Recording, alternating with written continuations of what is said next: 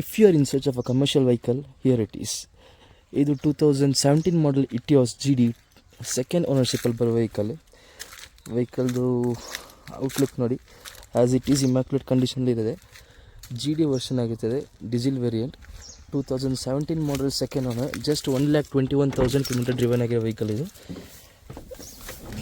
ವೆಹಿಕಲ್ದು kilometre check ಮಾಡಿ, 1,21,374.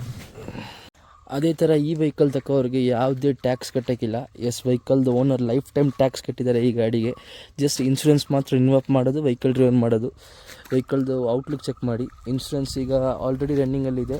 Tax ಮತ್ತು life time ಇದೆ, ಯಾವುದೇ tax ವೆಹಿಕಲ್ಗೆ ಕಟ್ಟೋಕ್ಕಿಲ್ಲ. Stanley seat covers upgrade ಆಗಿದೆ ವೆಹಿಕಲ್ಗೆ.